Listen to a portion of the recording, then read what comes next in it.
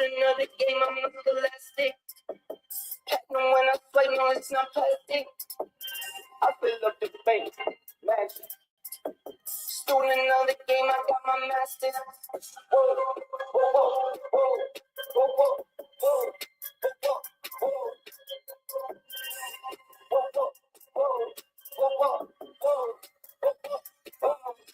My wife got me a Rolex every white year. Started from the bottom, now the price is up. We go give it like the you and that's a stranger. What's up? Hello, got some, hey shade, can't do that vibe, no, not on this side, keep that on that side. Another game, I'm looking elastic. And when I strike, no, it's not plastic. I fill up the bank, man. Student game, I got my master's.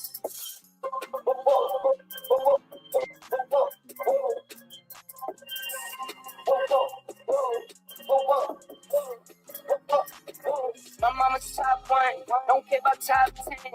Only fear God, I'm just in fear God again. Try not to speak my mind, but I can keep it in. Stuck on social, staying local, here you go again.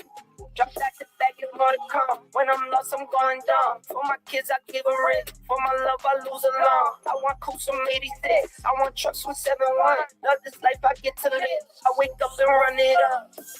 Do another game, I'm elastic. Platinum when I sweat, no, it's not plastic. I fill up the bank, magic. Student another game, I got my master's. Whoa, whoa, whoa, whoa, whoa, whoa, whoa, whoa, whoa.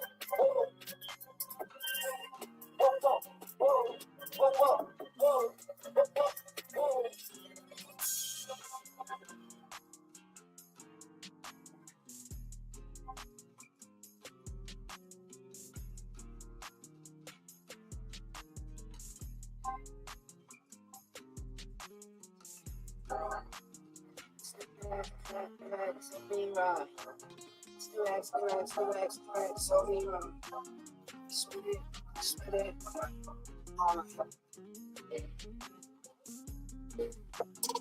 Relax, on me right. Relax, on me right. I might spin it, I might spin it. I might spin it, I might spin it, I might spin it, Relax, on me right. Relax, on me right. I might spin it, I might spin it, I might spin it. Buying Allen once I get the advance. Buying Allen just to give me a 10. Count money with my feet in the sand. I do what I want, that's me, know what I can. Hey, windows tinted, can't see in it. In that brand new ride. Got no grilling, need no filling. On my Colgate smile. Heartbreaker, no, I leave on my ring. Break mine, that's like one of the head. Love hard, but I don't stand a chance to cash in the way in the center of my head. I see the commas in my vision, man, spinning right. Got some drama, can't be with it, I'm just with it. Relax on me right. Relax on me right. I might spin it, I might spin it. I might spin it, I might spin it. Relax on me right. Relax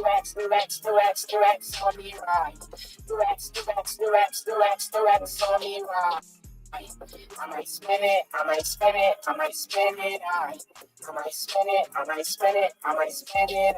Elephant way to choke in the front. Jackie Chan way I do all my sons. Lay the wood like I'm laying a butt. Misunderstood, you can call it a bluff. Hey, run up bitches, I might spin it on a brand new ride. Palm is itching, cash is in it by the end of night. MCM, I'm not talking about crush. That on me, I don't mean to be blunt. Stay low, keep it all in the tub. Tell stories, yeah, your life is a grudge. Hey, you been lying, you been trying, you can't live this life.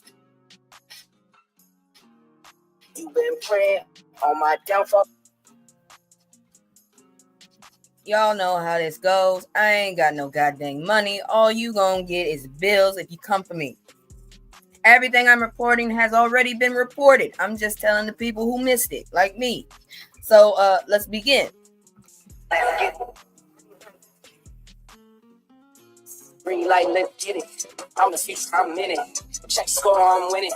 Green light, let's get it. We just win. Come on, 10. What's up? It's me. I don't know about you, but if you haven't noticed by now, I do not celebrate a lot of holidays. As I've said before, seriously, the fucked up shit about it is, the more you learn, the more boring life becomes. So yeah, that's my fault right there. But anyways, welcome and happy holidays if you do celebrate and you just sitting down because you ain't got shit to do. Happy Hanukkah, because I do celebrate that because I've had too many pastors sit up there and do some weirdo stuff, and I'm not about to sit up there and deal with it later. So anyways, we will begin in just a moment. I just got to go ahead and welcome everyone. Hello, how you doing? So let me just go ahead and say that. Give me a second here. I'd like to greet everybody as I usually do. I want to get in order. Hi. And Hello, motherfucker. And of course. Hello. So anyways, moving on. Let's check out the first story of the night because we still doing shit like that. Hold on, let me get my shit straight. Because I've been all over the place. As you can see, I'm starting later than I usually do. And I do apologize about that. Okay, there we go. So here we go. Oops, sorry. And then the smoke got me. All right, so basically we're going to check out. I thought this shit was done, but apparently people are still fussing about Jay-Z. I'm just glad them damn locks are not defying gravity because that's what was fucking me up, really. I don't really care what celebrities be saying. I just don't pay attention. So anyways, it's just in just 2 short weeks, attorney Tony Busby found out just who Jay-Z is. Ever since the 99 Problems rapper was named in one of the many civil rights suits against the Diddler, I refuse to say that name, the two have engaged in a pretty public back and forth in both the courts and online, leading various allegations and stories about Busby to come to light in the wake of their legal battle. I ain't going any further than that. Because one, I ain't got the money to fight these people. I don't know what's really happening. And honestly, I really don't care. Jay-Z's nemesis, Tony Busby, just got hit with the most embarrassing lawsuit. Oh, Lord, how you be a lawyer and get sued? Tony Busby hasn't had a break since he started representing alleged Sean Diddy Combs, Diddler, accusers. A civil lawsuit against the Diddler and Sean Jay-Z Carter, different spell Sean. Seriously, I did not realize that. Alleging the rappers raped a 13-year-old Jane Doe in 2000 has gotten messy over the weeks. Ironically, the Texas attorney is now facing a Jane Doe of his own in a new lawsuit against him. That's fucked up. Seriously, damn. As they say, don't throw rocks at glass houses, especially if you live in one. The fight against Jay-Z and Tony Busby got uglier. Yeah, I completely agree. This is very ugly. One of the many civil cases against the Diddler has somehow turned into a war between co-defendant Jay-Z and attorney Tony Busby. The lawyer representing the woman who claims Combs and Carter raped her while she was 13 years old in 2000. Yeah, haven't they figured it out yet? From what I understand, there's a lot of discrepancies. I thought this was over. I don't know why they're still talking about it. So then the next one, did Jay-Z sue Tony Busby to try to keep his name out of the SA case? And we have receipts. I'm not going further into this. I'm just going through the little excerpts. When Jay-Z was first accused of raping a 13-year-old girl alongside the Diddler, the Rock Nation founder made it clear he plans to fight these horrific allegations and the lawyer in charge of it all, Tony Busby. So Tony, I don't know why you decided to add extra people. I would have been happy with just getting the Diddler off the streets because honestly, I already didn't feel right about Jay-Z dating Beyonce. That was kind of creepy, but hell, they got married, so what can I say? Jay-Z, Tony Busby get ugly with each other, spilling tea in public letters amid grape lawsuits. See, after they started figuring out stuff was wrong and shit, I kind of let go of this, but apparently they don't want to. So on Sunday, December 8th, the rapper and business mogul Jay-Z, I'm not saying that first name again, was accused in a lawsuit of raping a 13-year-old in 2000 alongside the Diddler. Yeah, so, I mean, this slideshow makes no sense. I thought you were going to tell me something extra, because I already know all this. So the battle just got messier. Here's how, oh no, Lord. Why does this woman always pop up? Jaguar Wright done got herself into the situation. As every day passes, we learn something new about the SA lawsuit against the Diddler, and apparently Jaguar got some tea, and I'm not going to go any further into that. So if you're interested, you check out what Jaguar got to say. Because I'm surprised the girl is still on the streets. I figured all these people she been diming out for the last, 4 or 5 years would have got a hold of her by now. The concept is we are actually starting to listen to her now. Jay-Z's accuser suddenly went public, and Black Twitter is beyond annoyed. The same woman who accused Jay-Z and the Diddler of raping her when she was 13 years old sat down for an interview with NBC on Friday. The woman, now a 38-year-old mom living in Alabama, calls the alleged incident catastrophic and made some admissions that are surprising. So let's check that one out at least, because this right here I don't understand. And I'm only going to skim through it because now I want to know why. Because I thought this was over, but apparently I'm far, far behind. I want to know, what did she say? Because I really wasn't paying attention. She said she was lightheaded and woozy. I'm not going too far into this. She said, well, I know she said she lied to her father. I heard about that. And apparently she's saying that the Diddler's driver gave her a drink that made her lightheaded and woozy. Why the hell would you drink anything from somebody that you didn't make your own? She said she was eventually raped by those two dudes, and another female celebrity watched. That's gross. Then on Friday, the stakes got even higher. The woman whose face was hidden and who claimed she was autistic sat down with NBC accusers. Y'all know this. I don't know what else she said, but truth be told, I'm trying to figure out why is this still in the news, honestly, because I don't think it's that interesting. Like I said, once he like got his lawyers up, I kind of let go of this shit. But apparently Busby wants to keep this in the news. I ain't got shit to do with it. But I promise you, I feel like Jay-Z got bigger money than Puff. And I think he is more of a businessman. So whatever shit he does, I don't think it's going to get out. And if you try to go for him, I do believe that is probably you trying to cause self-deletion to your career. That's all I got to say for that. But that's that little tea that, you know, I always try and drop before trying to get y'all into check out the actual news. So now I'm going to just turn on my little commercial. And as always, if you have any suggestions, comments and stuff, you know, put it down below. And as long as you come at me right, I'm going to come at you right. Here we go. It's just me and the fam. It's just me and the fam. It's just me and the fam. It's just me and the. It's just me and the fam. Yeah, yeah. It's just me and the fam. See my little Tay, that's my girl, that's my mascot. Little ones go for hours and some hours till we pass out. Stay inside the house, turned up with the racks out. Stay inside the house, turned. All right, so the first story, house repairs, a car, grandkids, where Evanston's reparation payments are going. So these are some of the recipients. As always, I'm going to try this new way of summarizing, so bear with me, why don't you? Kenneth Weidman, a lifelong Evanston resident, represents the legacy of the Great Migration, where millions of Black individuals fled the Jim Crow South by the 1940s. Evanston had become Illinois' largest Black suburb, particularly concentrated in the 5th Ward, where 95% of the Black population resided. The city employed targeted zoning practices starting in 1919 to confine Black residents to the 5th Ward, exacerbated by federal housing and discrimination policies. So let me see, who is who?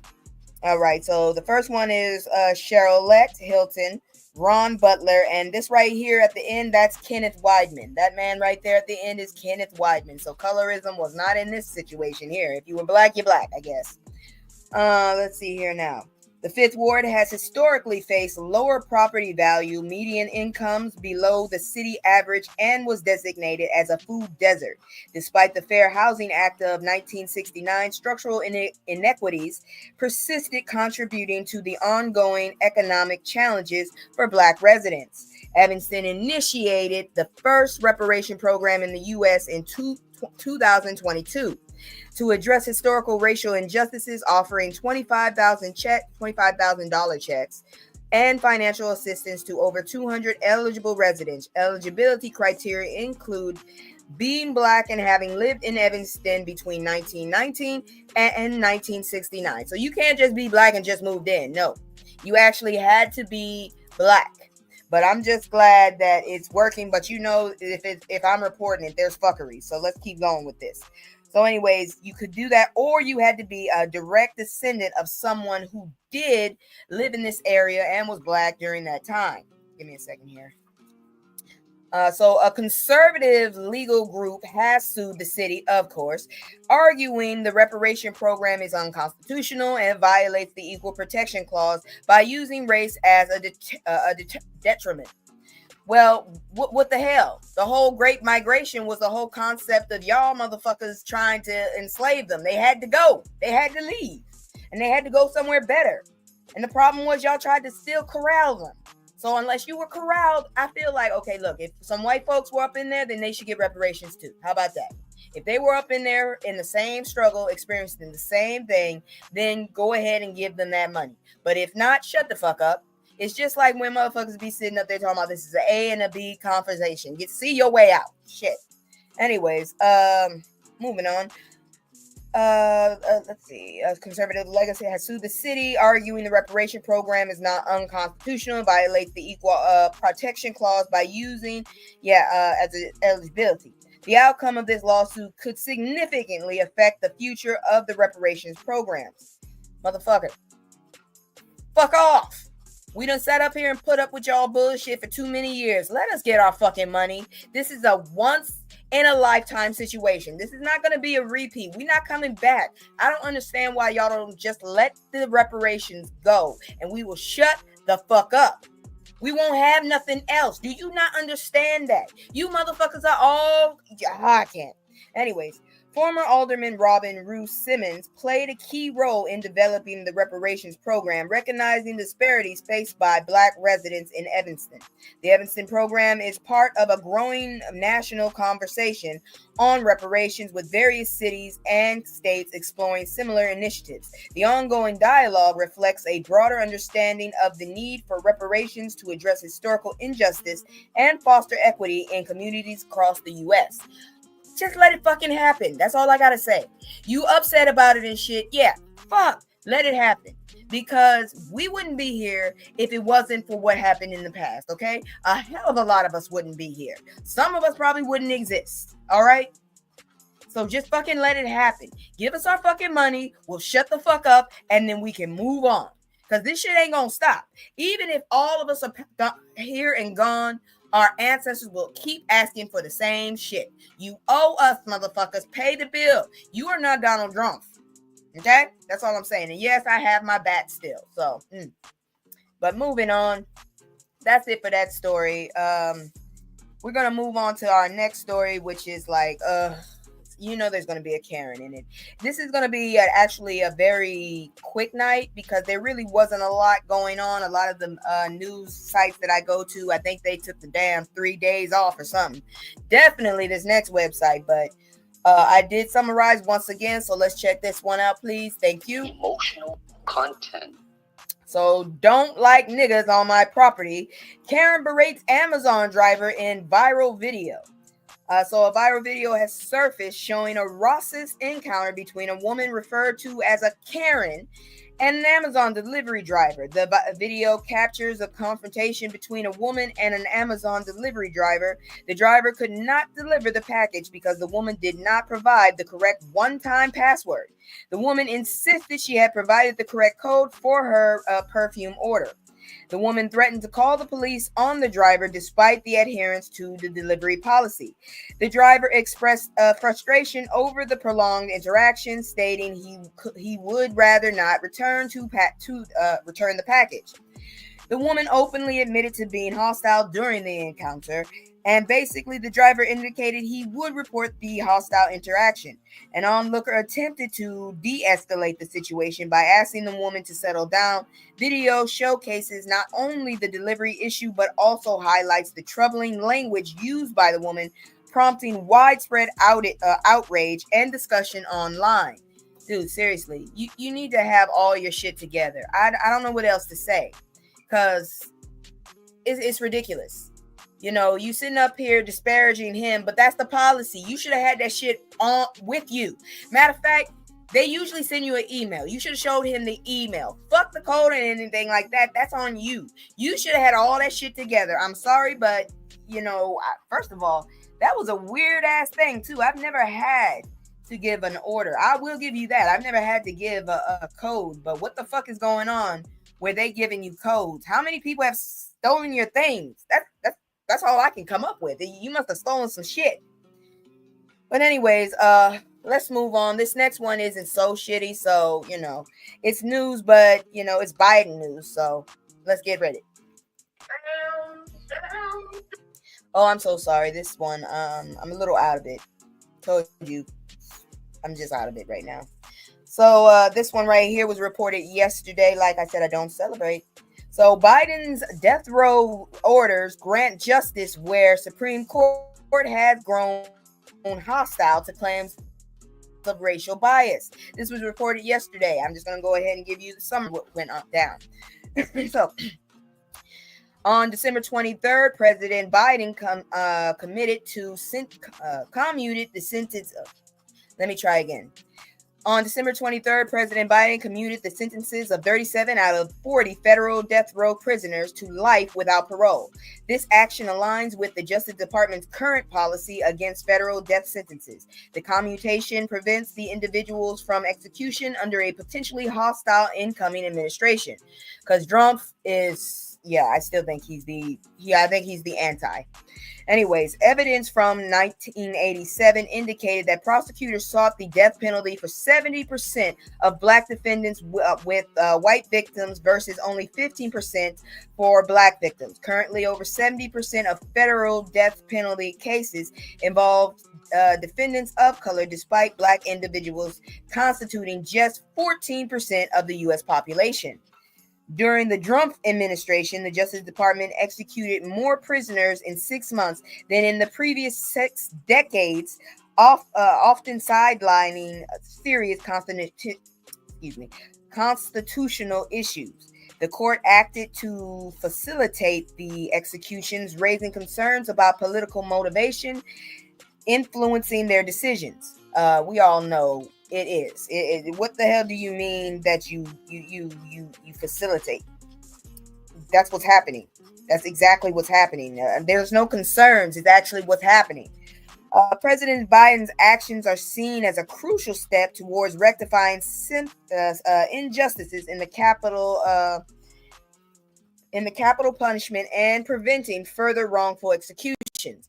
Honestly, I think if you are on death row right now, someone should probably be rechecking your stuff. Honestly, they should. And I'm so thankful that Biden decided to do that, because we all know that damn turd is a nutcase, and he's coming back, and everybody that's in his pathway, we're all toys to him. I think y'all understand. We are all toys to this bastard. And I don't like playing games, okay? I'm too old for that shit. School was not fun for me. That's all I gotta say. So let's not do that. So anyways, on to some other good Biden news. Let's check this out, please, if you don't mind. So Biden has appointed more black federal judges than any other president. It's about time, man. I know. See, the one thing I want to know is why didn't he? Nah, never mind. I'll get. If I say what I want to say, I'll probably get kicked off of everything. So I'm not gonna say it. But Biden, Trump Trump kind of helped you, and you ain't taking advantage of it. That's all I gotta say. So, anyways, President Joe Biden has appointed more federal judges of color than any prior president. He surpassed Trump's record of 234 federal judges appointed during his first term. As of now, Biden has appointed 63 black federal judges, the highest in the U.S. history for a single presidency. Recent confirmations include Benjamin Cheeks for the U.S. District Court for the Southern District of California and Tiffany Johnson for the Northern District of Georgia. Johnson's confirmation marks Biden's 40th appointment of black women to lifetime federal judgeships. I did not know that every federal judge was a lifetime. I thought it was just the Supreme Court. You learn something new every day. More than any president in a single term has done this. He's done this. So thank you very much. Approximately 60% of Biden's 235 judicial appointees are people of color, reflecting a commitment to a more representative judiciary. Well, that's very good because in the 70s, he wasn't about that shit. And if you don't know, you need to go look it up. Over half of Biden's appointees are women, with several identifying as LGBTQ and from various racial and ethnic backgrounds. Biden appointed Justice Ketanji Brown Jackson, the first black woman on the U.S. Supreme Court. That's fucked up, man. The first black woman. Anyways, experts state that the diverse judges enhance decision-making and foster trust in the judiciary among different communities. Lena Zwan, I'm not saying that name, from the Leadership Conference on Civil and Human Rights, emphasized the importance of including historically excluded groups in the judiciary. Good, yeah. Experts believe Biden's judicial appointments will have lasting effects on the legal landscape, particularly regarding decisions on critical issues like voting rights, consumer rights, and climate change.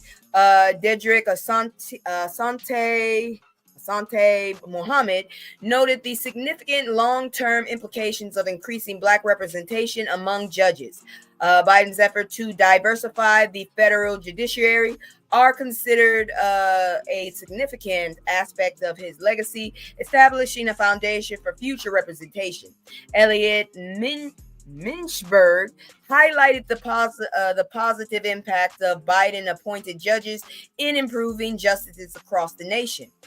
Well, all I can say is good for you, man, because it's about damn time. Because when that jackass gets into office, I don't know what to tell y'all. And once again, if I haven't mentioned it, I mentioned it before. Now I'm flipping the script. Before I was warning y'all about Project 2025. Now I encourage you to go check out Black Project 2025 on Instagram. Go check that one out. She has over 80K people, including myself and others, trying to help. I'm getting that message out as much as I can. Please go check her Instagram page out so we can actually become something and we can bring back that, Black Wall Street, but be able to actually do something with it. Because honestly, at this point, as my mother says, money talks and bullshit walks, and we ain't got the money to talk yet. But if we get together, I promise you, if we get together, we will. So anyways, let me go on to the next story. Before we move on to the next story, though, I just want to again remind you, if you have any suggestions or you like what I'm doing, you don't like what I'm doing, and you wish I would shut the hell up, let me know. Tell me something. Like, tell me what I can do to improve or to switch up. I'm not doing tea. I promise you that much, because I have a headache and I have anxiety. I ain't got that time. But anyways, let's look at this story right here. Emotional content.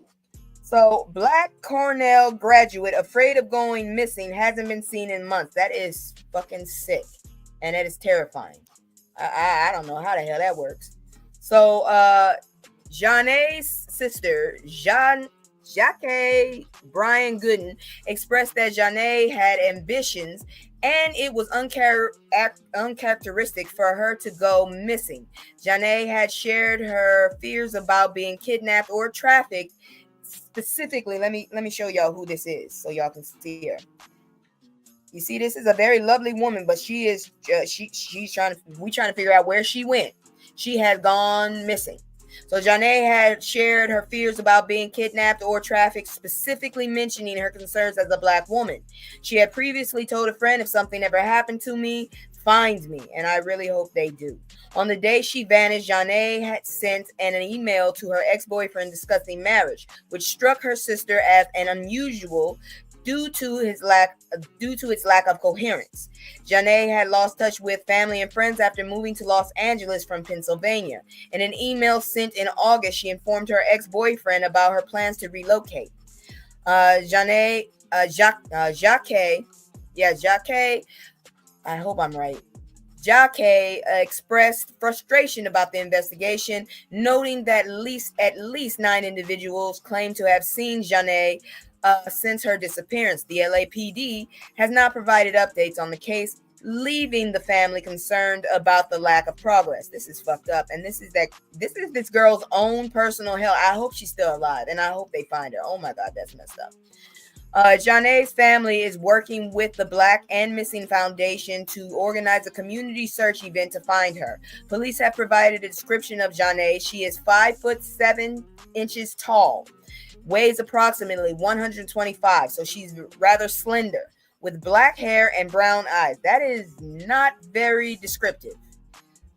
But as you can see, here's a picture of her right here on my screen. So if you don't know what she looks like, here's a picture of her right here. She must have won a very, I think, well-deserved beauty contest or something. I don't know. But this is what the LAPD is using for her.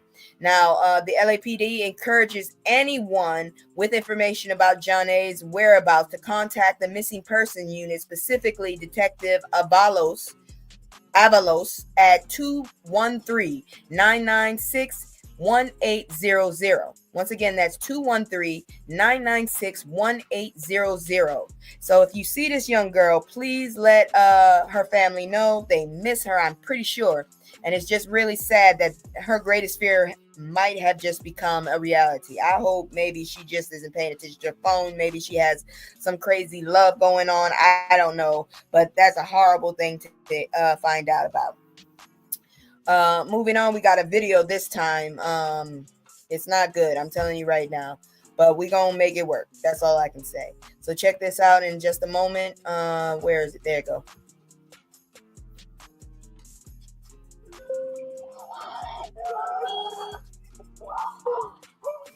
Hold on, I'm having a problem here. Give me just a moment. There we go. Of Haiti. Let me rewind this. I'm sorry. I didn't do it right. I'm going to tell you about the video, but I wanted to show you. Hold on. Give me a second. All right. So at least 2 people and multiple were injured when armed men opened fire on a group of journalists covering the reopening of Haiti's largest public hospital. The president of the Presidential Transition Council of Haiti, Leslie Voltaire, said that this act will not remain without consequences.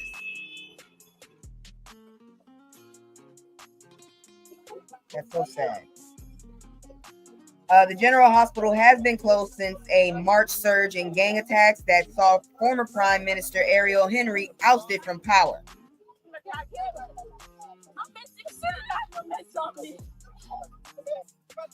And that's it for that story, but it is sad.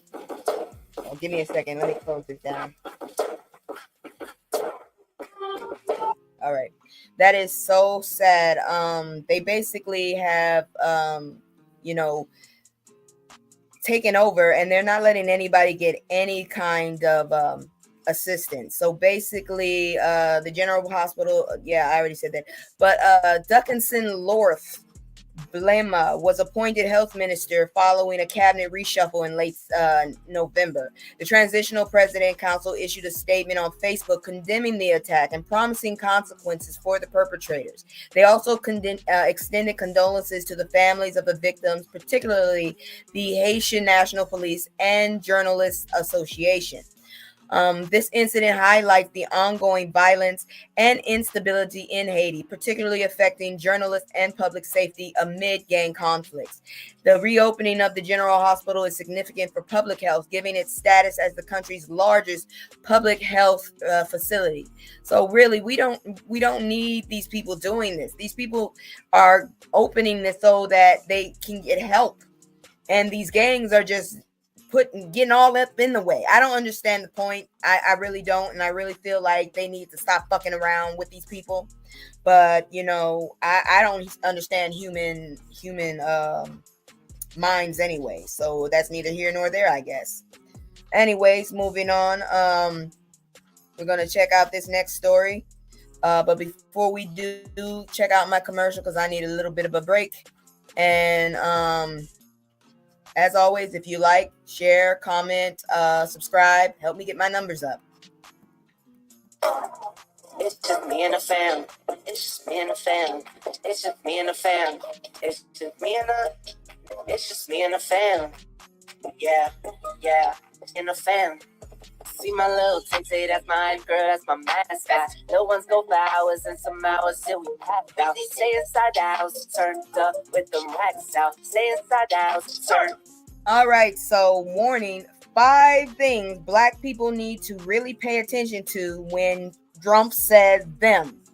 I know y'all been hearing him say them and that one, and all that shit. Oh Lord. Anyways, Trump's referenced mysterious drone sightings over New Jersey, suggesting a conspiracy involving government agencies, which hints a possible pretext for undermining law enforcement. The Trump's history of labeling critical media as fake news raises concerns about his intentions to intimidate journalists, especially following a significant lawsuit settlement with ABC News. They used the wrong words, and they had to basically pay for what they did.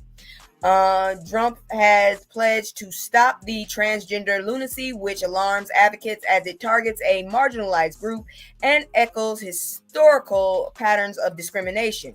Trump has previously referred to domestic protesters as an enemy from within, indicating a willingness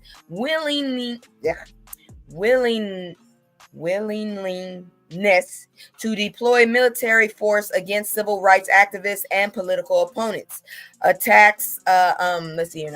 Trump aims to challenge the established 14th Amendment right of birthright citizenship, which could lead to widespread discrimination against immigrant communities, particularly those of color, while sparing individuals of European descent from similar scrutiny.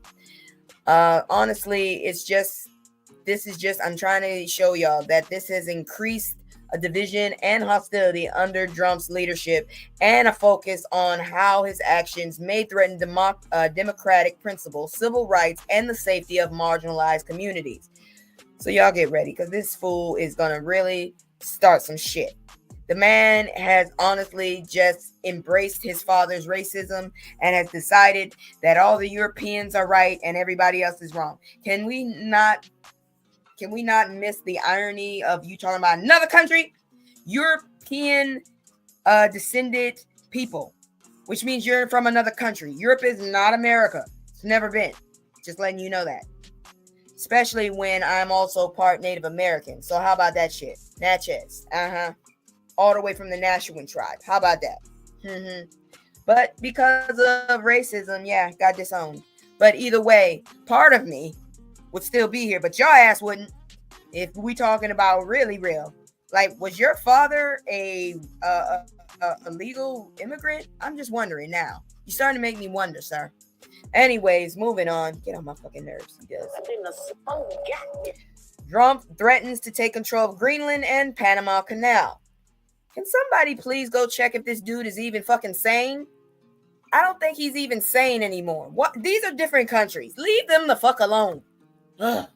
Trump emphasized the importance of U.S. ownership of Greenland for national security and global freedom.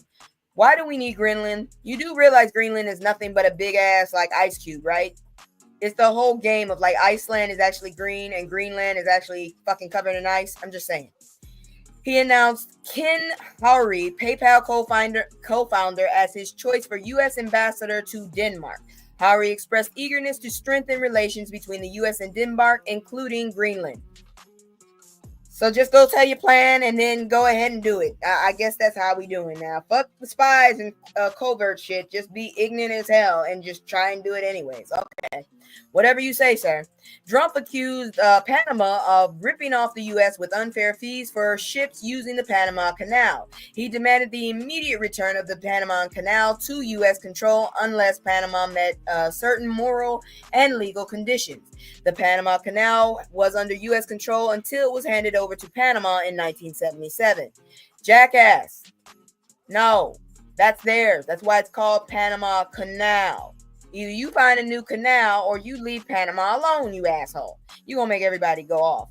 Panamanian President Jose Raul Mulino firmly rejected Trump's claims, asserting that the Panama Canal belongs to Panama.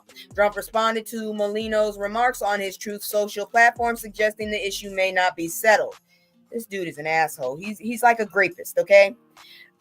Trump's comments were made during a Turning Point USA event in Phoenix and have sparked controversy regarding U.S. foreign policy. The situation highlights ongoing tension in the U.S.-Latin American relations, particularly concerning territorial issues and historical control. So basically, Trump is just fucking up everything for everybody. He just wants to be in everything. He is that senile grandpa that you keep trying to put in a home who ain't got no business on his own, fucking faculty. The motherfucker is nuts, okay? That's what I'm trying to say. He's fucking nuts. We need to get through this shit. That's all I gotta say. But moving on, we are now, I told you it's going to be a short night. We are moving into the, fuck around and find out portion of the show. So let's go ahead and do my little opening, and you're going to see, everybody getting it today. Just everybody and their mama is getting it today. I don't want the second like this. I'm balling my head where I'm a red.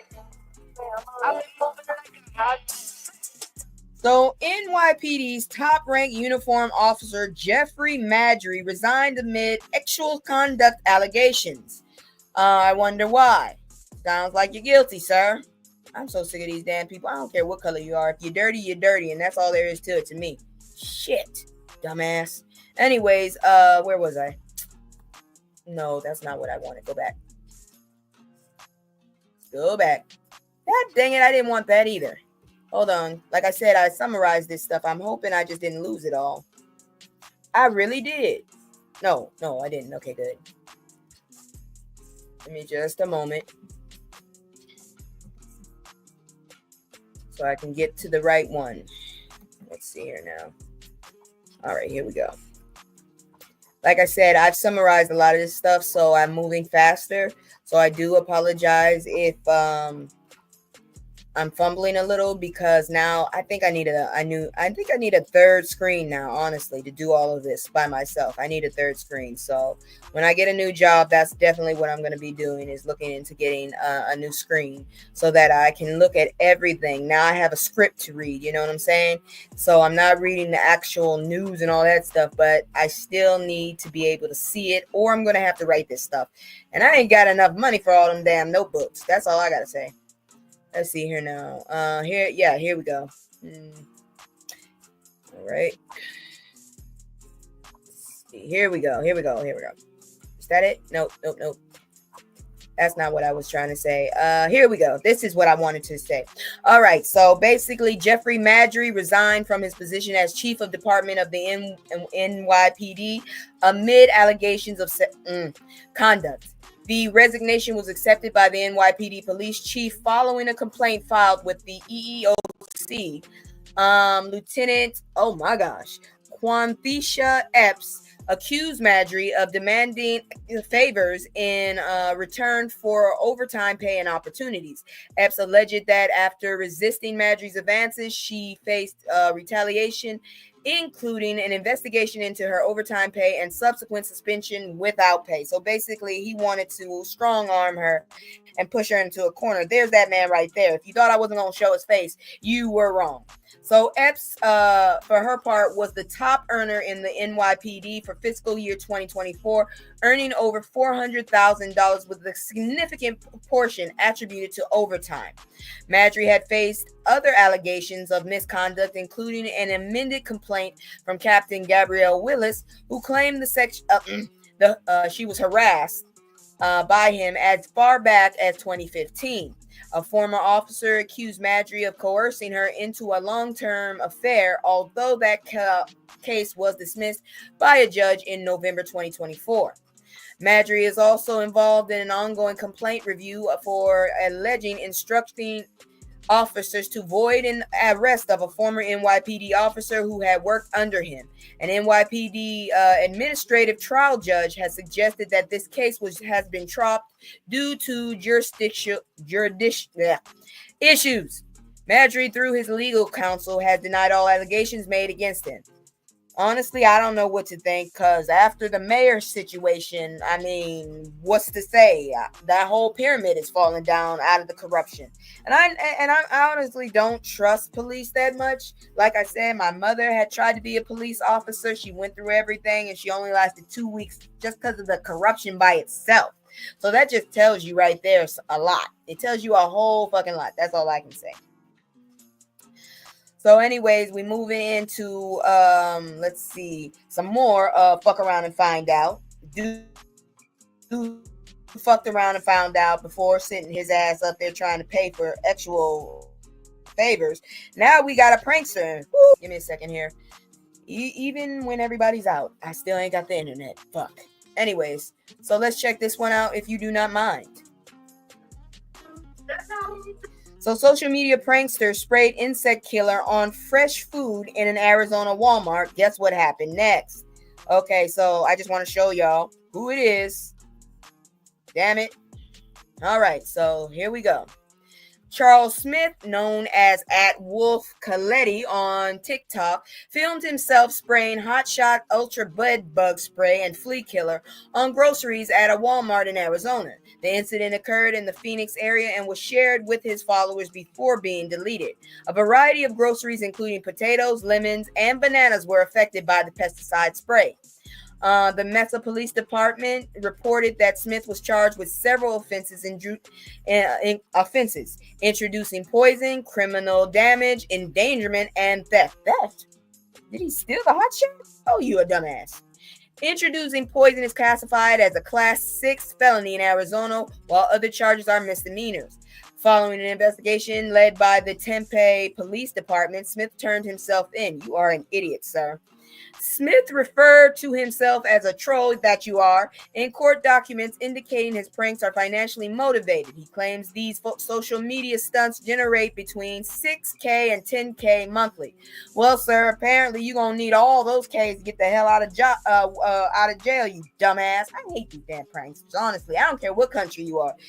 Why are all these black ones popping up all of a sudden? Stop doing that shit. We already got enough shit on our back without y'all fucking it up. We can't even go overseas now because of y'all. Local shoppers expressed disapproval of Smith's actions, suggesting that the prank should not harm others. Comments from the public highlighted concerns about the influence of social media on risky behavior, questioning the sanity of risking one's future on online views and fame.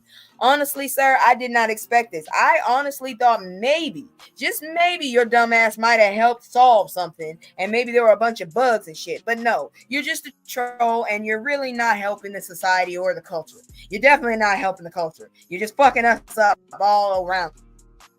And I'm sorry, but it's not good. It gets on my damn nerves when y'all do this stupid shit, because the rest of us have to suffer it. But moving on into good news. I like to think about this as good news. So let's just look at this story right here. I'm excited to talk about it because give me a minute that I struggle with, but if you can control it, a drink every now and then is always nice.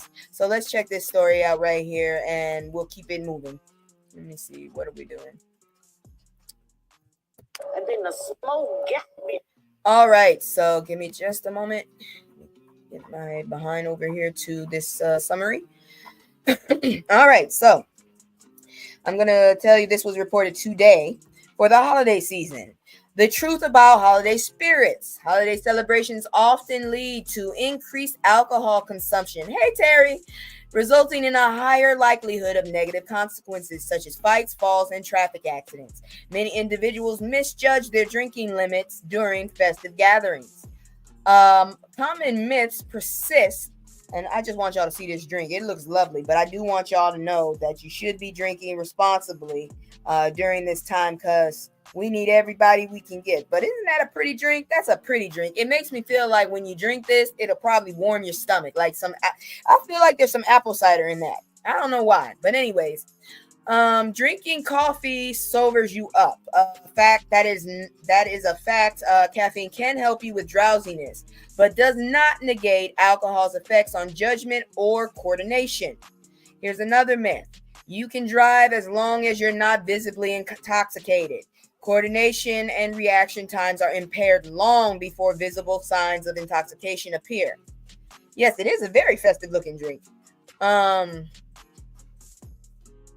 myth for y'all to know about. Alcohol keeps you warm in cold weather. Fact. Alcohol can lead to a drop in core body temperature due to its effect on blood vessels and temperature regulation. Alcohol continues to affect decision making and coordination even after drinking has stopped, as it remains in the bloodstream. So just because you finished drinking like an hour ago, don't think that you're free to make all these damn choices, because your brain's still drunk. Memory blackouts can occur when consuming excessive amounts of alcohol, affecting memory consolidation. Apparently, I got so damn drunk, I ended up having a cry fest in the middle of the French Quarter. So yeah, I don't remember shit about that, but I was told that and I lost a contact. I believe it. Anyways, here are some tips for safe celebrations. Even though that's a lovely drink, you drink too much, you might be in trouble. Provide a variety of non-alcoholic beverages to help counteract dehydration and slow alcohol absorption. So if you're going to have a drink, have a soda or a water afterwards. Then have another drink, okay? Serve healthy foods to mitigate alcohol absorption and reduce gastrointestinal discomfort. I don't know about y'all, but I've heard and I have experienced from time to time by myself, if you drink the wrong drink, you're going to get gassy. I'm just letting you know. Ensure guests have safe transportation options such as designated drivers or taxis to prevent drunk driving. If you done sat up there and laced up your friends, don't let them go out by themselves. Make sure they get like a goddamn lift or something. Parents should be aware of underage drinking laws and model responsible behavior. Now, I know some of us old school people had people sneaking us drinks, but please don't do that. Not with this generation. Something a little about them. Conclusions with all of this: understanding the effects of alcohol and dispelling myths is crucial for safe holiday celebrations. Individuals should plan ahead to avoid alcohol-related incidents and prioritize your safety. Be responsible when drinking, basically, is what I'm saying. And make sure that you try to, I'm just giving you a little extra stuff. I gave you a summary of this, telling you what you should and shouldn't do. So like I said, tonight is not going to be a long night, but as I said, I would like to keep y'all up on what's going on. And just to let you know, it is a holiday night. If people are going out to club, I don't know where you are, but I know in the South specifically, be careful, because them cops out there, and this is the end of the month, they are looking for a quota. So you could end up with a damn ticket if you ain't paying attention, especially tonight. So while you out there, be careful. On to some better news, though. I actually have some good news tonight. That was just precautionary. I got rid of all the fuckery. I told you it's a very quick night tonight. So let's check this one out here. And then we're going to switch over to something else. Hold on. What's this? Yeah. We're going to look at some just what the hell is that problem right there. So I'm going to do my commercial first, and then we're going to look at some good news. That's what I think I'll do.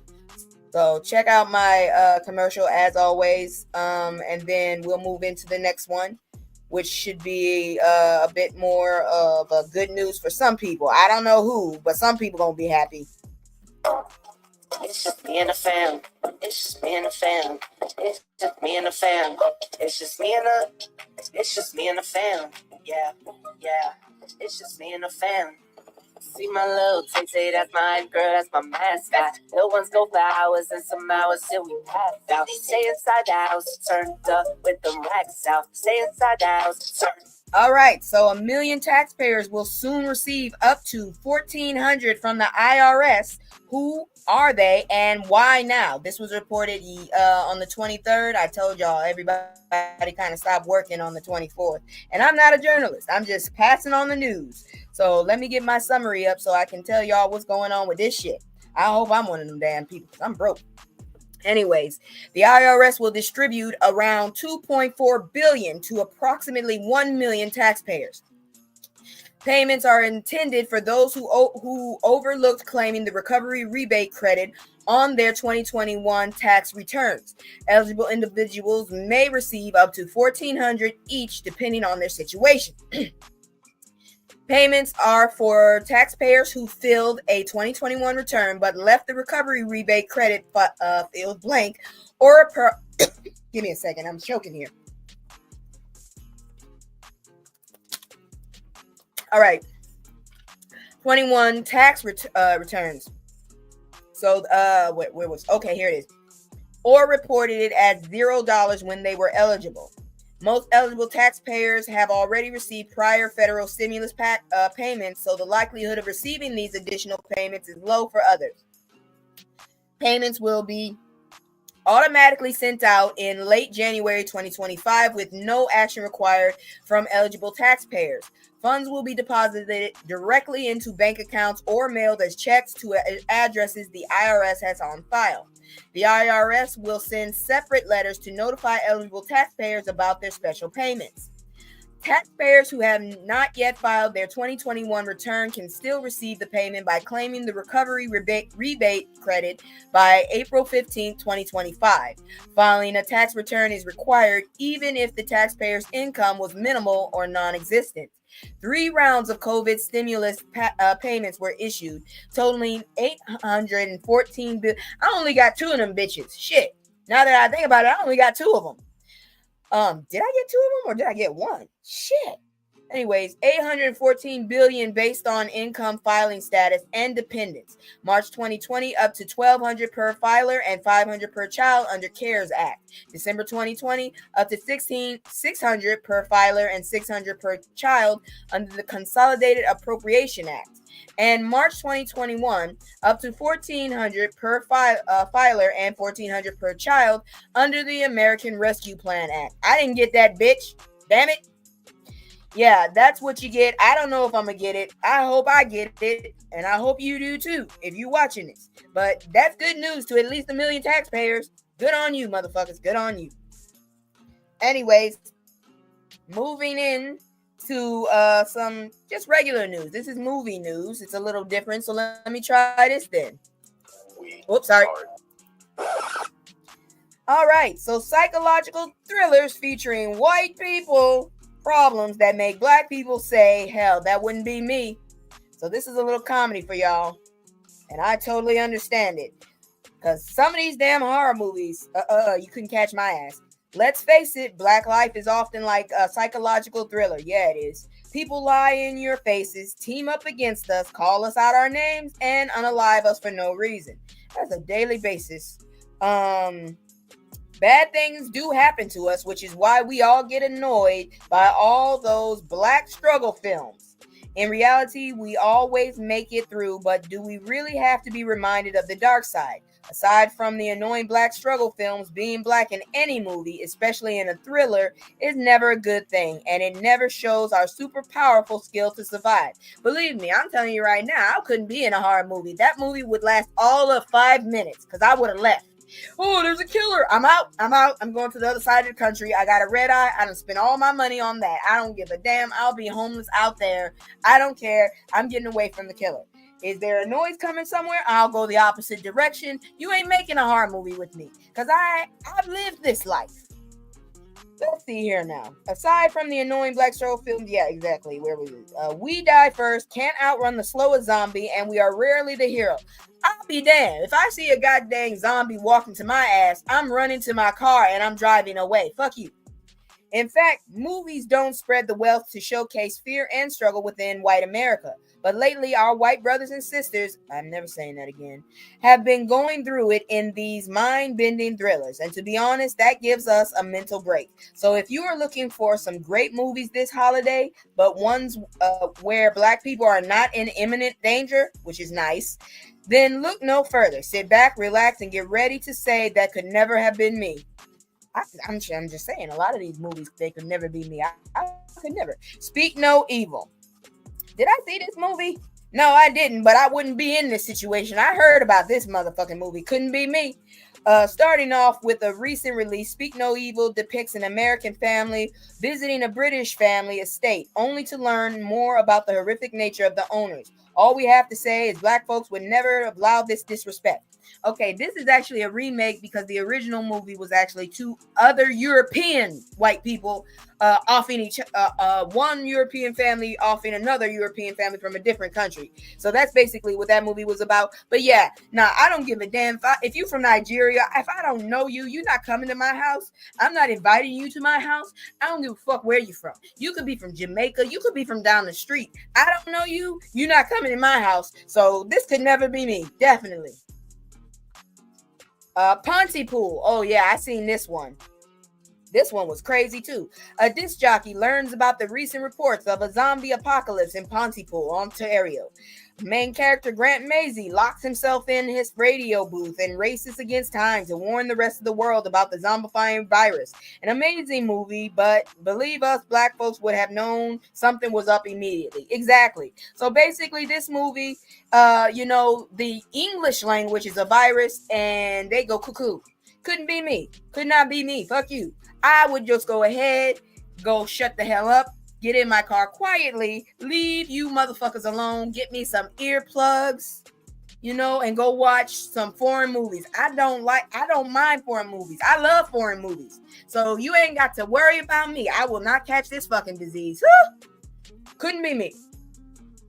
Next on the list, The Substance. I saw that bitch. Couldn't be me. Couldn't be me. I ain't doing that. Fuck you. I don't even want a BBL. I was blessed. After an aerobics show host is fired, she makes a drastic move. I'm glad I'm black. Y'all know that saying, black don't crack. Goddamn woman thought I was in my 20s and I'm in my 40s. And I went to go see that apartment. I'm telling you right now, these motherfuckers thought I was 28. I am not. I wish I was. I'll go back in time and do so many different things. I promise you I would. I never move up this bitch. Anyways, after an aerobics show, in an attempt to maintain her youth, she does something so wild and crazy, but it comes at a cost. People swear Demi Moore will get an Oscar for this, but all we got to say is Demi looked far better than her younger self, so it was all for nothing. I ain't gonna lie. She looked about the same. Actually, she looked a little weirder. In my opinion, she could have had a little more extra meat on her bones, to make her look a little bit rounder in that face. That's all I'm saying. I saw that movie. It was fucked up. I ain't that damn desperate to keep a job. I'll go somewhere else. And quite frankly, what she should have did is had her own, by then, if she's so famous, right? She should have had her own company so motherfuckers can't fire you. That's all I'm saying. I'm not going to tell you the whole story, but I'm just saying. Caddo Lake. I don't know what that is. That's something I actually didn't watch. A broken family realizes the true nature of their past after a young girl mysteriously vanishes from their town. The mind-bending movie will have you on edge of your seat. I don't know what the hell it's about, but couldn't be me. Because I'm telling you right now, my mama ain't letting me vanish at all. I haven't been to a whole nother country on the side of the planet. This woman still done found my ass. So, and my family's very good at finding me. I done escaped from MySpace, that's how old I am, to Facebook, to Black Planet, I was at Black Planet before Facebook, but to all these other places. And my family has somehow found me. Matter of fact, my younger cousin done found me on TikTok. I still don't get how she found my ass. Because I didn't even put my name in it this time. Shit. Anyways. I know because I keep getting her damn videos. I don't want to see nobody dancing like that. I'm just saying. Handling the undead. Okay, automatically the title right there. Handling the undead. We ain't doing it. I'm sorry. Look. It says leave the dead alone. Leave the dead to the dead and the alive to the alive. I'm not fucking with you. If you passed away, you ain't getting in my house. I'm just letting you know this shit ain't happening. 3 family fates become intertwined after their deceased loved ones come alive in Oslo. This movie explores the intricacies of death, grief, and learning to let go. We can only say this: sad and scary. You got to see it to believe it. Yeah, I'd have let your ass go. I've let a lot of people go. I'm still working with letting them go, but I'm not trying to bring them alive. I'm not trying to bring them back. Nah, I'm good. I miss a lot of people, but I ain't trying to bring them back. Nah, couldn't have been me. The hell no. That's your problem, not mine. Because after we see you go down, yeah, that's it. Once we have thrown that little dirt and poured that little liquor, I don't want to see you no more, unfortunately. I would love it if that never happened, but it happened. I don't want to see you no more. Because the next time I see you, if not a picture, I'm running. Or I'm pew pew, one or the other. Hereditary. I've heard about it, but I haven't wanted to see it because it's just too much drama for me a little. But I've heard it's good. So after the death of a main character, Annie's mentally ill mother unleashes a terrifying chain of events that was handed down to the rest of the family. This movie will freak you out and make you wish you were in a black struggle movie.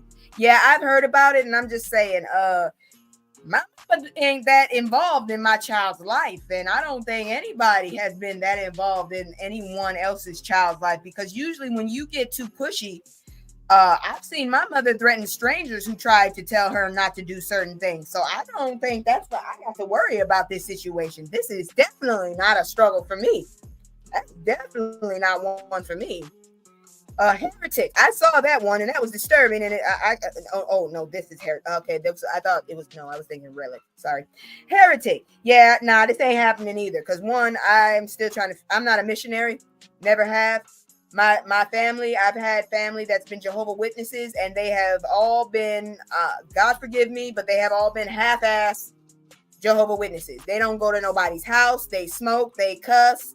I don't know what to tell you, but I ain't never seen none of my family that's Jehovah's Witness to go to anybody's house, so we ain't got to worry about this happening. This A24 horror film follows two young female missionaries that stumble upon a man by the name of Mr. Reed. As they enter his home, they fight for their lives to escape his sadistic games. First of all, black parents teach their kids not to be going to no stranger's house. That is so true. Regardless, Hugh did his thing in this film. All right, first of all, most of the neighborhoods I live in are black or brown, black and brown, okay? So I'm curious about the white dude already living down the street if that's the case. Secondly, I'm curious, but I'm not going there, okay? I mind my damn business. He had a reason to move in. I don't know what it was, but he had a reason and I don't need to know it. And like I said, I'm not a missionary. I have been taught to not open the door on Saturday morning, okay? So yeah, this is not a struggle for me. Once again, not a black people struggle. Not. I heard about this one. This might happen to a dude, but not me. Keanu Reeves stars as an architect targeted in a seductive yet sadistic game by two young girls. Later on, their true agenda is discovered. We love Keanu Reeves, and we don't appreciate no one messing with our boy. I've heard about this story. I think I watched it, but no. This could happen to probably like a horny dude. A brown or black horny ass dude, because I'm just saying, two sexy women come into your house. Yeah. Unless you just really about your shit and you know something's up. Unless you're tingly, it's a fight between the big brain and the little brain. Now, if the big brain works, you might live. If the little brain works, you gone. But I don't have that problem. So once again, not my struggle. Because I'm asexual and I don't want nobody fucking with me. Damn it, I got enough shit to deal with. Have you seen my bills? The man is okay. First of all, this would never happen in my neighborhood. First of all, because I'm nervous of white vans anyways. The man in the white van, that tells you right now that is not a struggle for us. Because if your parents cared about you, I don't care what color you are, they would have warned you to stay the hell away from strangers, especially people with tinted windows or fucking vans. Okay, this is not a struggle for me, my family, or anybody I know. Shit. In 1970s, Florida, of course. A young girl begins to be stalked by a man in a strange white van. As the stalking intensifies, the young girl becomes more aware of the danger she truly is in. The events are loosely based on the infamous serial unaliver Billy Mansfield Jr. No, it couldn't be me. Let me explain something. Some shit like this kind of tried to happen in my neighborhood, but it didn't work because I reported that shit too. Motherfucker drove into the intersection, and I think he was touching himself while he was staring at me. Yeah, stranger danger. Motherfuckers don't teach nobody nothing. Shit. I got a weird ass nickname because of that stranger danger shit, and I'm not telling y'all in case y'all try to use it against me. But I'm just saying this is not my struggle right here. That motherfucker watched me walk into home. I'm a high school student. I went and reported it to the police. I bet you one day we didn't see his ass anymore because father started coming out. Say, what? You watching our daughters? Ah, hell no. Let's see what else. Single white. Oh, I remember single white female. Yeah, this is why I don't like looking for roommates I don't know. See, you couldn't come to my house. If I don't know you, I'm not letting some stranger move in with me. Fuck that. That's why I haven't looked for a stranger. That's why I haven't looked for a roommate. Fuck that shit. I don't feel comfortable with that. I need to know you. I need to see a face. I need to see the person before I even move in with you. This is some sick shit. After main character Allison Jones breaks up with her boo, she welcomes in a new roommate, Hedra Carlson. At first they hit it off, but time soon tells Allison the violent nature of her friend. This is an oldie but a goodie. The film is still stylish and very New York City. Allison needed some black girlfriends to tell her, girl, that is not your friend. You needed some black girlfriends to let you stay with them, at least on the floor, the couch, something. Shit. I ain't letting no stranger in my damn house. The strangers, this one here. Couldn't be me. Bitch. Every single thing I got in my house, I know where it is. I'm too paranoid. My family too paranoid. Don't be asking for no, you know what? I'm gonna ask about Tamara, and the door ain't getting open. I promise you. Tamara ain't here. And then if you knock again, I ain't answering it. I'm not answering it. All the lights will be off. Matter of fact, truth be told, we might not answer you knocking in the first place because we don't know you. You didn't call. That's how did you call? Did you text? Did we answer? Hell no, this ain't my problem. This 2008 thriller show follows a couple looking to enjoy a getaway at a family vacation home. Things quickly take a turn when three masked intruders torment the couple and their friends for the rest of the night. See, time that weird person knocked on the door, we would have known to bolt. Hell yeah. Fuck that. Actually, you wouldn't have known I was home. Because first of all, at a certain point in the night, we turn out the lights and go and watch TV in our bedrooms, and second, we ain't answering the fucking door because you didn't call, you didn't text. I don't know who the hell you are. You could be a Jehovah's Witness late at night. This is not my problem. The roommate, again, another roommate. I'm telling you, I'm not stranger danger. I ain't letting you in my house. Similar to single white female, newly arrived college student Sarah takes on Los Angeles with her assigned roommate Rebecca. After the two form a bond, three becomes a crowd after Sarah meets and moves in with her boyfriend. Later things take a turn for the worse. Okay, see, I don't understand that. So you got a roommate and then you went and moved in with your boyfriend and she flipped out. Yeah, nah, you should have seen that before. You should I don't know. I don't see how this is a everybody one right here. This isn't just a black person struggle. This is a everyone thing. You should have checked this heifer out because honestly, she would have never met my boyfriend. She would have not known nothing about me until like months and months and months and months and months. You are not knowing shit about me until months and months and months and months and months. I've been to college dorm. My dorm mate left. I was so fucking happy. Not because she left, because she was cool, but I was happy for the extra space. Black Swan. I never saw this shit. I wanted to, but then I forgot, and then, it still wouldn't be me. A New York City ballet dancer grapples with the balance of reality after becoming the star of an opening production of Swan Lake. Great film, but we knew where this was headed. Some people, once again, I wouldn't say this is a black thing or a white thing. I would say this is more of a, you need help, mental health. Because your ass is too obsessed. You need to let go. Go outside and touch some grass. This fucking movie is a touch some grass movie. This heifer went nuts. That's a touch some grass movie right there. Shit. And finally, you're next. Couldn't be me. Fuck you. Because one, I don't know anybody this damn rich. An estranged upper class wealthy family are the targets of a murder plot where they have to put their personal issues to side in order to survive. Sometimes it's not good to be part of the upper class, eh?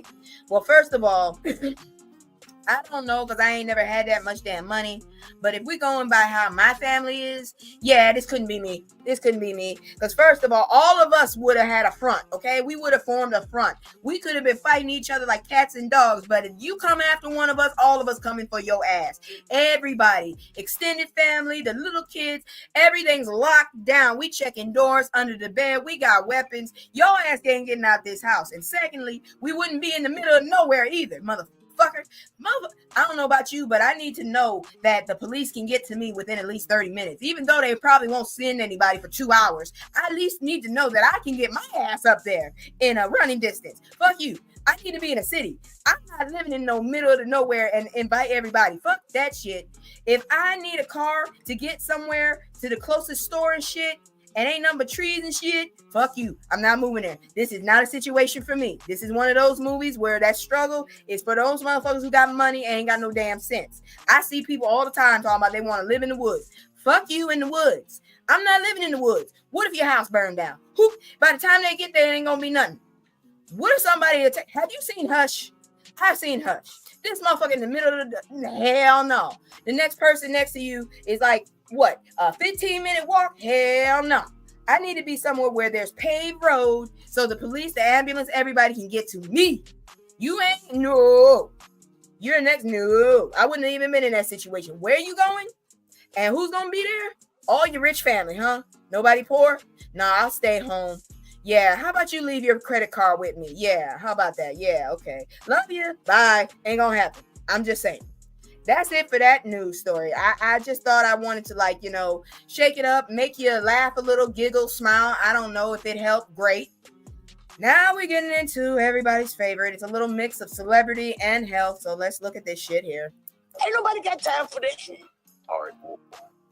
So the baby Broadus is pregnant. Yep, the youngest, one of the youngest of Snoop Dogg's children is pregnant. His only daughter, Corey Broadus. So let's check this one out. That's Corey right there for all of y'all. But she was a little rough at one point. I didn't know what was going on. She was a little rough, but now she done got herself together, looking gorgeous. Don't look like her father at all. Look more like the mama, but looking gorgeous. Let me see where my summary is. Okay, because I'm telling you right now, it couldn't be me. So where's my damn update? I done sat up there and put something else. I don't care about that. Oh, maybe I didn't do one because I really didn't care. But let me see if let's just check it out. I'll tell y'all what is up. So she's pregnant. Snoop Dogg's child is pregnant. She got married, I believe. This holiday season, the extra special in Snoop Dogg's household as the family has a new addition on the way. This week, the rapper's only daughter, Corey Broadus, announced she and her fiance, I thought they were married, Wayne Deuce, I hope that's his real name, are expecting their first child together. I found out October 28th, Broadus told E! News, the baby is so unplanned, but we are so blessed. Though the news was a surprise, the longtime couple, Broadus and her fiance, are very excited to meet their baby girl. I'm pretty sure because that last grandchild came from that old ass woman. I'm just excited to love on my baby girl and make her feel like she's the prettiest in the world, she said. Growing up, I wasn't the most confident and never felt like I fit in. So just instill all the beautiful things in her head at a young age, and I'm having a mini-me. Go, girl, go. I support you. Broadus added, Wayne said he's excited to have someone that looks like me. He knows she is going to be beautiful, and he just can't wait to build things for her and give her all the love in the world. However, due to Broadus's health history, the rapper's daughter reportedly is carrying a high-risk pregnancy. That's what I'll be doing. At 6 years old, Broadus was diagnosed with lupus, a condition in which the body immune system mistakenly attacks healthy tissues. Through the years, the star's daughter has been open about her challenging journey with the autoimmune disorder that disproportionately impacts Black and brown women, not a surprise, and is the number 5 leading cause of unaliving among Black women ages 15 to 24. I'm out of that group. With the potential impact of a range of organs, lupus can lead to complications like heart attack, strokes, something Broadus unfortunately experienced recently. Previously reported by the Griot, Broadus was forced to delay her wedding plans after she suffered a severe stroke in January. I reported that. Having documented her road to recovery on social media, Broadus and her family also shares a behind-the-scenes look at her health scare and wedding planning in E! News docuseries Snoop's Fatherhood, Corey and Wayne's Story. Now at 4 months pregnant, Broadus says she's feeling great. I'm a high-risk pregnancy, and doctors were very concerned for me and the baby, she explained. But God has his hands on me, and me and the baby are doing perfectly fine. My prayers to you, ma'am. Snoop Dogg, who is already a proud grandfather to 7 grandbabies, is thrilled about the news. According to the soon-to-be mommy, the rapper and her mom, Shantae Broadus, were so excited their baby girl is having a baby. Though Corey says her father, Snoop, was hoping for a grandson, the whole family is thankful to be growing. I thank God every day for this blessing, for real, she concluded. And that's great news, and I'm glad for her, and I'm glad that that wasn't too messy. Now moving on to weird-ass news. Y'all got to see this shit here, because I don't know what to tell you. When you see this mess, give me a second. Deputy chases escaped rooster around church parking lot. I'm not joking. This is ridiculous. Somebody tell me why this happened. Give me a second. Oh, I did summarize it. I forgot. Yep. I did summarize it. I just couldn't find it. Oh, well. I read what I had to read. Here we go. This one right here. This one right here. So first, I'm going to show y'all the video. There's no sound, I don't think. If you do hear sound, that's great. But if you don't, well, you just need to watch this mess. This is a hot mess. God dang it. Look at this shit. So this man here is chasing a rooster in a parking lot. This is the sheriff. This is what they do in Alabama. That's what they do in Shelby. I'm just letting you know. It's really slow right now because the internet is slow and it's just not playing right. Give me a second. Let me put that back there. Okay, so you see they're trying to catch the goddamn rooster. So Charles Smith, no, that's the wrong one. Where the hell is that story? Where did it go? I wasn't talking about Charles Smith. I'm talking about this crazy ass man with this damn rooster. I tell you, sometimes I need to get a new screen. I'm telling you, once I get enough money, I'm getting a new screen. Because my story's been messed up. But I need y'all to look at this shit right here because this is ridiculous. I don't know who thought this was funny or who thought this was a smart thing. But apparently, they let the damn rooster out. And the rooster... Where is it? I'm trying to find it because I know I checked this one out. Okay. See, somehow the damn stories done got... See, I should have wrote this shit down. That would have been so much easier because this shit is all over the place now. Oh, Lord. Where's that story about that damn rooster? Because I need y'all to understand, this man that sat his ass up here chasing a damn rooster for I don't know how long. It's the dumbest shit I ever seen in my life.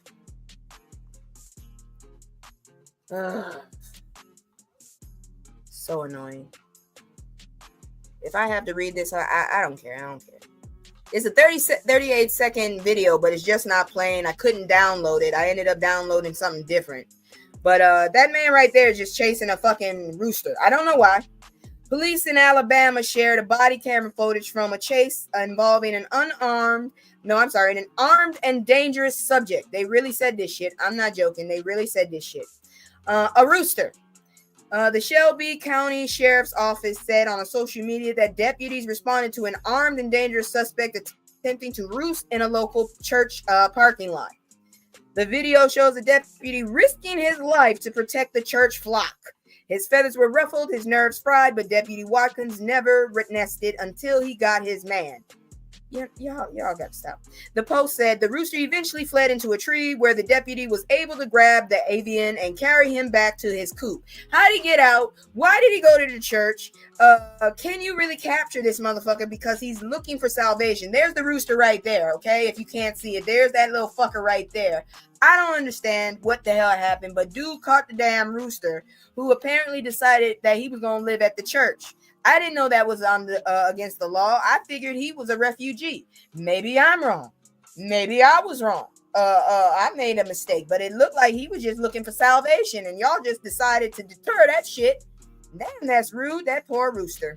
That poor rooster. So, yeah, my internet sucks, but that's it for tonight. Like I said, it's not a whole lot of news. Probably going to be a hell of a lot more next time because of this shit not being. Hopefully, I'll have better news on my side as well, and I'll hit y'all up next time. Thank you for being here, and good night. Cause yeah, this is some crazy ass shit here. So good night, y'all. As always, if you liked what I do or have some suggestions, come to me correctly, and I will appreciate it, and I'll actually take it into consideration. Have a good night. I can't stay. I always gotta go. This ain't a home with my soul. On the road, I can't stay. No, I always gotta go. This ain't a home with my soul. On the road.